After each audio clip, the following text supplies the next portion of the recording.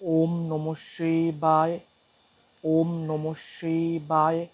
নমস্কার দর্শক মণ্ডলী, আমি শাকনিক ঘোষ, আর আপনারা দেখছেন সনাতন শিব ইউটিউব চ্যানেল। তা বন্ধুরা, আজকের আমরা আলোচনা করব এই ভিডিওর মাধ্যমে যে ঠাকুর ঘরে পুজো করতে ঢোকার সময়, ঠাকুর ঘরে ভগবানের পুজো করতে ঢোকার সময় এই তিনটি কথা যদি আপনার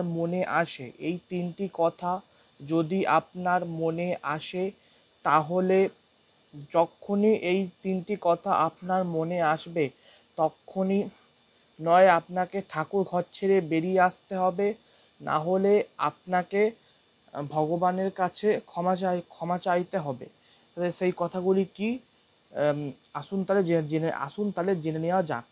তার আগে বলে দিই যে, দেখুন বন্ধুরা, ঠাকুর ঘর হলো যেখানে আপনাদের ইষ্ট দেবতারা বাস করেন।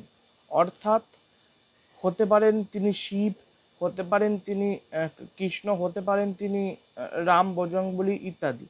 যার জন্যে এই ঠাকুর ঘরে কিন্তু ইষ্টদেব বাস করেন, যার জন্যে ইষ্টদেবরা বা ঠাকুরের পুজো করার সময় বা ঠাকুরের পুজো করতে এসে, ঠাকুর ঘরে তো আপনারা পুজো করতে ঢোকেন, অন্য কাজ করতে ঢোকেন না। ঠাকুরের পুজো করতে এসে যদি এই কথাগুলো, ঠাকুরের পুজো করতে এসে ঠাকুরের যখন আপনারা পুজো করছেন, পুজো করার সময় যদি এই তিনটি কথা যদি আপনাদের মনে আসে, এই তিনটি কথা বা তিনটি ভাবনা বলা যেতে পারে, যদি আপনাদের মনে আসে, তাহলে কিন্তু ঠাকুরের কাছে বা ভগবানের কাছে আপনারা ক্ষমা চাইবেন, ক্ষমা চেয়ে কিন্তু বেরিয়ে যাবেন। সেই কথাগুলো কি, আসুন জেনে নিই। প্রথমত বন্ধুরা, ঠাকুর পুজোর সময়, ঠাকুর ঘরে বসে ঠাকুর পুজোর সময় আপনার মনে কখনো কাম বাসনা মনে আসা উচিত নয়। কাম বাসনার কথা ভাবা বা মনে আসা উচিত নয়। কাম বাসনা বলতে কোনো পুরুষ বা কোনো নারীর প্রতি শারীরিক চাহিদার কথা। অর্থাৎ কি বললাম, কাম বাসনা বলতে কোনো পুরুষ বা কোনো নারীর প্রতি শারীরিক চাহিদার কথা মনে আসা ঠাকুর পুজোর সময়। কারণ দেখুন বন্ধুরা, আপনার ঠাকুর ঘরে ঠাকুরকে আপনারা পুজো করার সময় যদি আপনারা এই কথা যদি আপনাদের মনে আসে, তাহলে কিন্তু এতে কিন্তু ঠাকুর কিন্তু খুব রেগে যাবেন, বা ভগবান কিন্তু খুব রেগে যাবে। কারণ আপনারা তাকে ডাকতে ঠাকুর ঘরে ঢুকেছেন, যদি এখানে যদি আপনার পুজো করার সময় শাস্ত্রে কিন্তু কড়া করে নিষিদ্ধ আছে যে পুজো করার সময় কাম বাসনা কিছু করা যাবে না। শাস্ত্রে কিন্তু এটা কড়া করে নিষিদ্ধ আছে, ফলে কিন্তু আমাদের এটা মানতে হবে।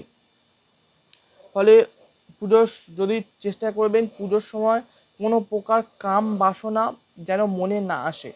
যদি একান্ত আপনার কাম বাসনা মনে এসেই যাচ্ছে, মানে হয় না যে আপনার মন থেকে সেটা দূর হচ্ছে না, তখন আপনি কৃষ্ণ নাম করবেন। কৃষ্ণ নামে সমস্ত নেতিবাচক প্রভাব দূর হয়। এই কৃষ্ণ নামে কিন্তু যে পাপী, তার মনেও করুণা জন্মায় এই কৃষ্ণ নামে। ফলে ফলে আপনারা কৃষ্ণ নাম করবেন, তাহলে আপনাদের মন থেকে কাম বাসনা দূর হয়ে যাবে। আর এই কৃষ্ণ নামের এতটাই মাহাত্ম্য, আমি নিজ শিবের ভক্ত কিন্তু আমি তাও বলছি, কৃষ্ণ নামের এতটাই মাহাত্ম্য, যদি ধরুন ভুল পথে আছে বা কোনো বদমাইশ, সে যদি কৃষ্ণ নাম যদি শোনে, তাহলেও কিন্তু সে ভালো পথে আসবে। তার মন কিন্তু ভালো কাজটা করার জন্য তাকে রেকমেন্ডেশন করবে, মানে তার মনটা তাকে ভালো কাজ করার জন্য বলবে। ফলে কিছু নাম আপনারা করতে পারেন যদি আপনাদের মনে এরকম আসে। দ্বিতীয়ত যেটা বলবো, ঠাকুর পুজো করার সময়, ঠাকুর পুজো করার সময় বা ঠাকুর ঘরে প্রবেশ করে কখনো মনে এইটা আনবেন না যে কিভাবে আরো ধনী হব।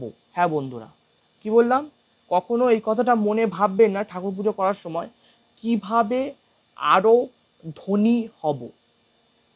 দেখুন বন্ধুরা, আপনারা অনেকে টোটকা করেন, ঠাকুরকে, সবাই ঠাকুরকে পুজো করেন যে মানে আর্থিক সুবিধার জন্যই, এটা ঠিক। কিন্তু বন্ধুরা, তিনি তো ভগবান, তো অন্তর্যামী, তিনি তো অন্তর্যামী, তাই না?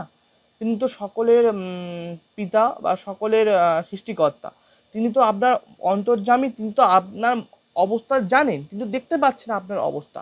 তা পুজো করার সময় যদি আপনি যদি বলেন যে হে ভগবান, আমি কি করে ধনী হব, আমাকে ধনী করিয়ে দিন, পুজো করার সময় আপনি কনস্ট্যান্ট বলতে থাকেন, বা যদি মনে যদি এটা আসে, বা এরকম হয় না যে মন্ত্র বলতে বলতে আপনার মনে এলো আমি কি ধনী হতে পারবো প্রভু, এটা যদি বলেন আপনি, বা এটা যদি আপনার মনে আসে, তাহলে কিন্তু তৎক্ষণাৎ ভগবানের কাছে ক্ষমা চেয়ে নেবেন, ক্ষমা চেয়ে ঠাকুর ঘর থেকে বেরিয়ে আসবেন ওই সময়।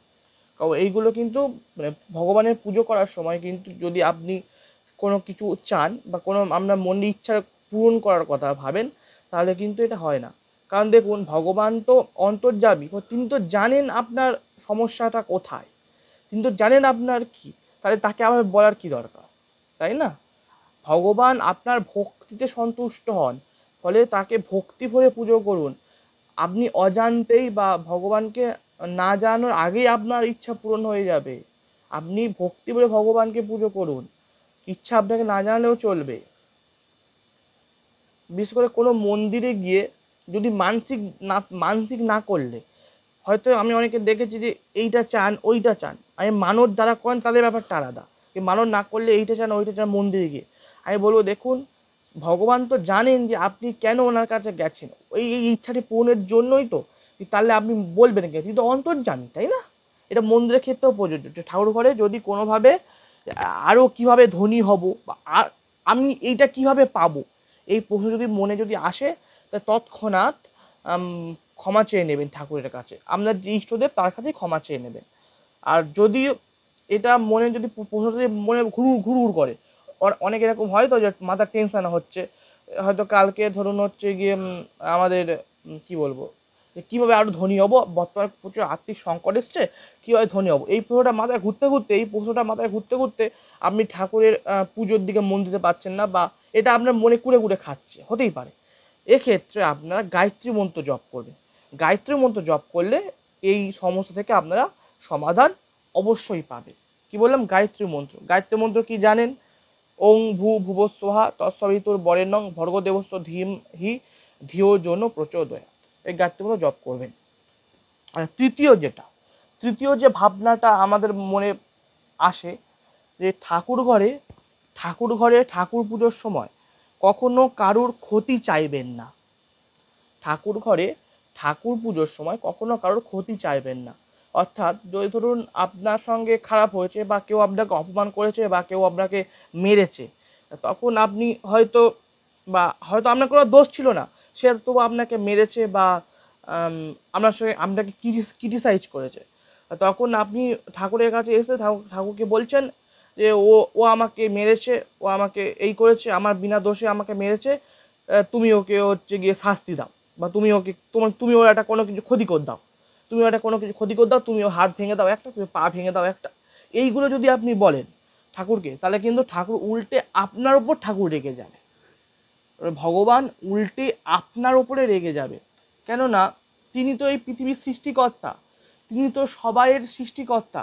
তাহলে তিনি তো দেখছেন যে আপনার সঙ্গে অন্যায় হয়েছে, বা উনি মানে যে আপনাকে মেরেছে সে অন্যায় করেছে, তিনি তো সবাইকে কর্মফল দান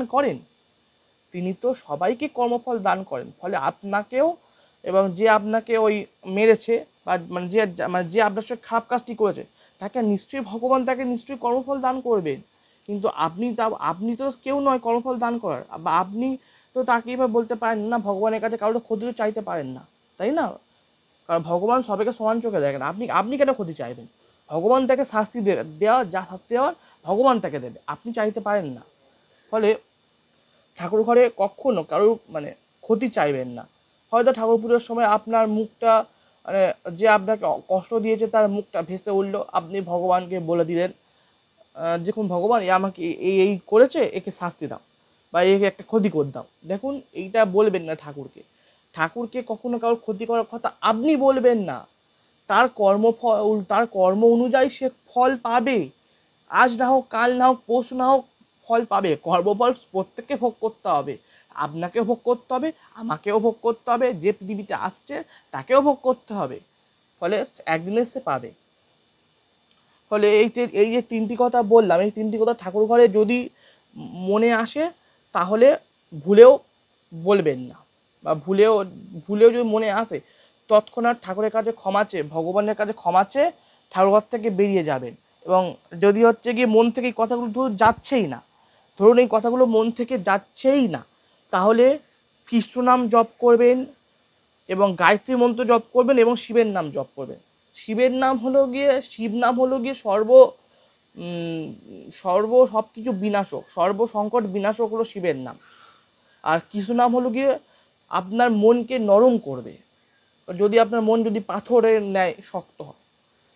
ফলে আপনাদের মনে যদি এইগুলো আসে তাহলে আপনারা কিছু নাম করতে পারেন, শিবের নাম করবেন এবং গায়ত্রী মন্ত্র করবেন। কী কী প্রশ্নগুলো একবার বলে দিই, কী কী কথাগুলো মাথায় আসে। কোনো পুরুষ বা নারীর প্রতি শারীরিক চাহিদা, কথা, মানে অর্থাৎ কাম বাসনা। দ্বিতীয়ত কিভাবে আরও ধনী হব। আর তৃতীয়ত কারোর ক্ষতি করার কথা। এই চিন্তা যেন আপনার ঠাকুর ঘরে ঢোকার সময় বা ঠাকুরের পুজো করার সময়, ঠাকুর ঘরে পুজো করার সময় যেন না আসে। তো আশা করি ভিডিওটি আপনাদের ভালো লেগেছে। ভিডিওটি ভালো লাগলে একটি লাইক করবেন আর চ্যানেলটি সাবস্ক্রাইব করবেন। সবাই ভালো থাকবেন, সবাই সুস্থ থাকবেন। ওম নমঃ শিবায়, ওম নমঃ শিবায়। কমেন্টে অবশ্যই ওম নমঃ শিবায় অবশ্যই লিখবেন।